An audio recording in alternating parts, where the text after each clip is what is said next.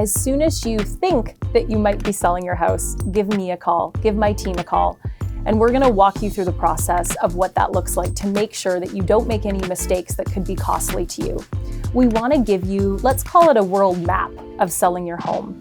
And so what we do is we have a very detailed process on suggestions of things to prepare your home for sale. That's after myself or one of my members has walked through your home. We want to give you success, the success that you need in order to optimize value, to decrease days on market. And so that is us coming in to kind of walk through your home and make sure we have an understanding of what we can do to help you. And then you can take that roadmap, decide the things that you want to do from that roadmap, and we can give you a timeline on what we feel is best. Maybe you need 2 weeks, maybe you need 3 weeks, maybe you need 4 weeks to prepare your home for sale. It's not just about us signing a listing contract and putting your home on the MLS. We want to make sure that when we go to market, your home looks its best.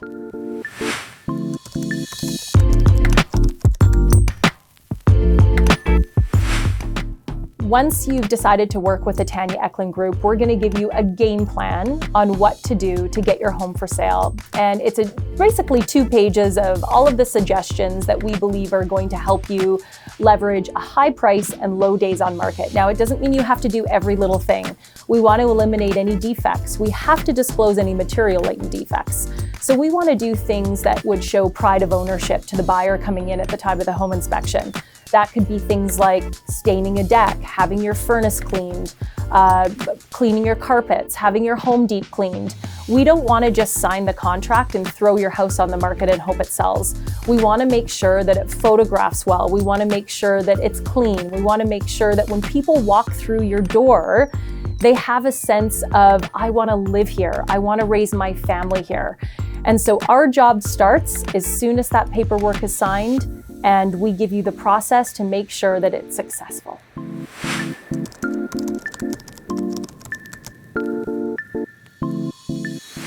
We have found throughout many years in speaking to people who have engaged realtors in the past that one of their pain points was their realtor listed the home and then they didn't hear from them for 3 or 4 weeks. And when they did hear from them, they wanted a price reduction. And so from that, I've taken that feedback from my clients' previous experiences and made sure that I've structured my business around communication. We want to make sure that once that paperwork is signed and your listing goes live, that you feel that we've kept in touch with you, that you have an understanding of what is going on with the marketing of your house, what is going on with the feedback. And so that is the pledge to my clients, that you're always going to hear from me. I'm always reachable.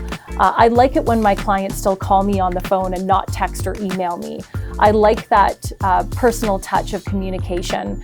So you're going to hear from me from the beginning until the keys are handed over to that buyer at the end.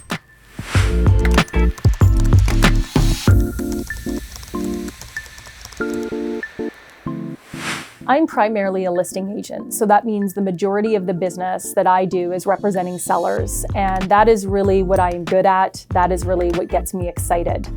And so when you hire me, you'll only deal with me as a listing agent. And sometimes I'll show up to people's homes and they'll be like, "Oh, you came." And I'll be a little bit surprised to say, "Of course I came." And they oftentimes will say, "Oh, well, we just thought we were getting someone else, that you just took the call."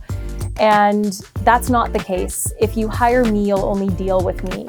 And I always love meeting with sellers and sitting down with them and walking them through the process. And I think that there's this feeling of comfort knowing that they're going to deal with me throughout the entire process.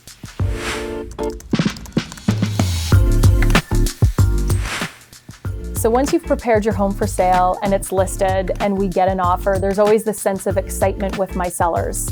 And sometimes that is warranted and sometimes it's not, depending on where the offer comes in.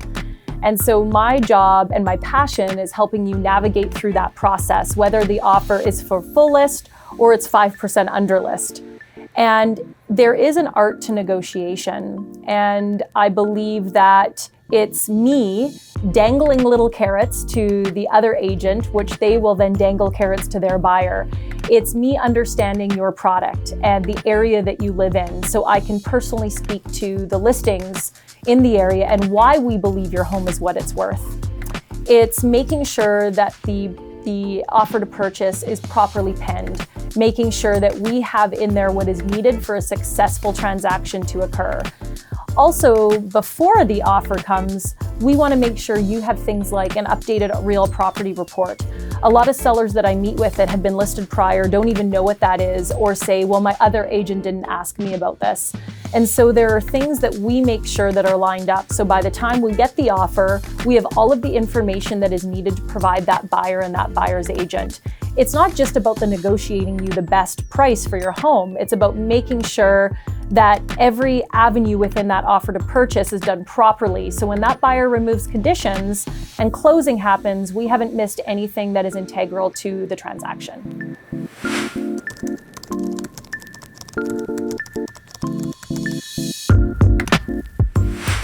We want to make sure that once that deal is signed and it's conditional, that we don't lose that offer. And there's a lot of things that can go wrong in a transaction, and some are out of our control. Sometimes there are things in a home that the seller is not aware of if they've lived there for many years. Maybe the foundation is crumbling. Maybe the exterior, the building envelope has penetrations that they weren't aware of. And those are things out of our control. My job is help to navigate the deal, to try and save the deal if we think that it is falling through. That might mean putting you in touch with the proper service providers or the people that can give us information and that can put the buyer's mind at ease. Making sure that we have everything set up before the transaction, from your real property report to the lawyer that may have to review a document if needed. And so we want to make sure that we have the proper people in place, and through many years of selling real estate, we make sure that we can delegate those concerns to people that are the best in the business.